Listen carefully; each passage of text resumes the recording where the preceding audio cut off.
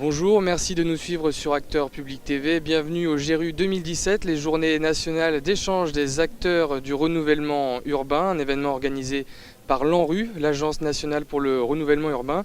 J'ai le plaisir d'accueillir Olivier Klein. Olivier Klein, bonjour. Bonjour. Alors, vous êtes le maire de Clichy-sous-Bois, vous êtes également vice-président du Conseil national des villes et vous intervenez à l'occasion du grand débat intitulé « Et si tout se jouait aussi à l'école pour le NPNRU, le nouveau programme national de renouvellement urbain ». Alors, quelles sont les problématiques soulevées par cette question ?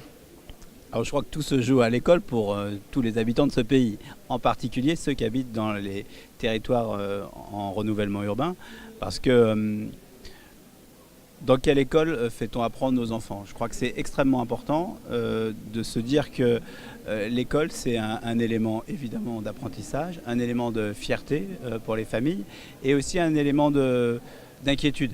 Et si on veut que un projet de renouvellement urbain embrasse l'ensemble des problématiques, et celle du logement évidemment est la plus importante, mais si on ne touche pas aux équipements publics en général et à l'école en particulier, je pense qu'on se trompe. Et souvent, les écoles des quartiers populaires ont l'âge de ces quartiers.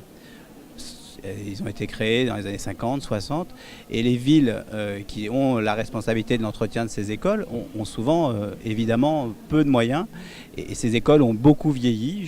J'ai fait un rapport pour le précédent gouvernement dans lequel j'ai fait un peu le tour de France des écoles des quartiers populaires, et on voit que ces écoles souvent ont besoin plus que d'un coup de fraîcheur, elles ont besoin d'être réfléchies. Quelle est l'école du 21e siècle, l'accès au numérique, comment les parents trouvent toute leur place dans cette école. Et je crois que souvent, on sait que les projets de renouvellement urbain sont des projets qui prennent beaucoup de temps. Démolir, construire, reloger, ça prend beaucoup de temps, réhabiliter.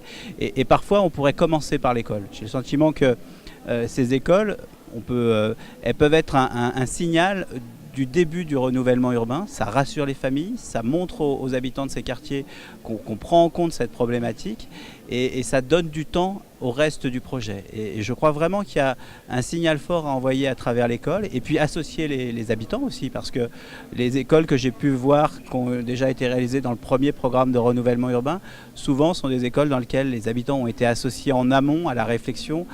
Quelle école on veut, comment cette école est ouverte sur la ville, comment une école, finalement, elle est ouverte sur le temps scolaire, mais la réalité, c'est que c'est un bâtiment qui pourrait servir beaucoup plus. Donc, comment ces écoles, dans leur réflexion, dans leur architecture, elles servent à d'autres temps pour que les parents, les habitants du quartier puissent utiliser l'école.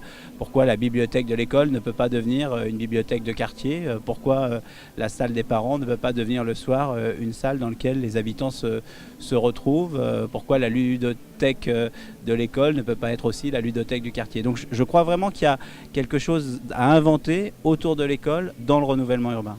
Alors vous venez de le dire, il est très important d'associer les habitants. Alors on parlait d'école, on peut peut-être généraliser ça. Comment est-ce que vous, à Clichy-sous-Bois, vous faites pour associer les habitants à cette démarche de renouvellement urbain ? Alors bien évidemment, on s'appuie sur les nouveaux conseils citoyens qui sont un élément extrêmement important. Moi, je crois à ces conseils citoyens, ça prend du temps, ils participent à la réflexion, ils participent à l'écriture du projet, ils apportent leur pierre. Je crois que ce week-end à Clichy-sous-Bois, le conseil citoyen organise une table de quartier pour parler du projet de renouvellement urbain dans lequel ils invitent les autres habitants du quartier à échanger, à parfois dire leurs différences de point de vue par rapport au projet tel qu'il est réfléchi par les élus, par les équipes du projet de renouvellement urbain. En plus, à Clichy-sous-Bois, on est à la fois en programme de renouvellement urbain, à la fois en opération d'intérêt national. Donc c'est un énorme projet qui doit voir le jour autour d'un moyen de transport moderne qui est un tramway. Donc voilà, et puis au-delà de ça, c'est l'ensemble des habitants et pas seulement ceux du quartier considérés. Moi je crois qu'un programme de renouvellement urbain doit intéresser l'ensemble des habitants d'une ville, parce que même si on s'intéresse à un quartier, c'est l'ensemble d'une ville que l'on change à travers un projet de renouvellement urbain. On l'a vu, donc il y a un sondage BVA qui a été réalisé pour l'ANRU et il explique que en gros la moitié des habitants ne sont pas vraiment au courant de ce programme de renouvellement urbain. Est-ce qu'il y a un travail de pédagogie, un travail de communication qui doit être mené pour que tout le monde puisse prendre part concrètement à ce renouvellement urbain? Les programmes de renouvellement urbain, ils ont des ambitions, mais ils ont un défaut majeur, c'est le temps. Et pour que les habitants s'imprègnent de ces projets, ils ont parfois du mal à se projeter parce que leur quotidien est extrêmement difficile. Quand on n'a pas d'ascenseur, quand les espaces communs de là où on habite sont extrêmement dégradés, on a du mal à se projeter au-delà des problématiques quotidiennes.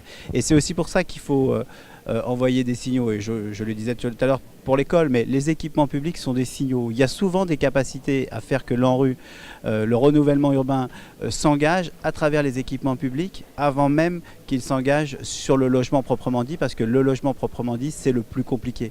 Et donc il faut associer les habitants, leur présenter les projets, les faire réfléchir sur ce projet, leur dire combien de temps ça va prendre, mais en même temps il faut leur envoyer des signaux que le changement, c'est pas dans 10 ans, mais qu'il y a un certain nombre de choses qui vont être modifiées plus vite qu'à la fin du programme de renouvellement urbain. Et je crois que la meilleure des informations, c'est le fait qu'ils ont des éléments palpables du changement. Olivier Klein, merci d'avoir répondu à nos questions. Bonne Géru 2017 à vous. Merci beaucoup. À très bientôt sur Acteurs Public TV pour un nouvel entretien.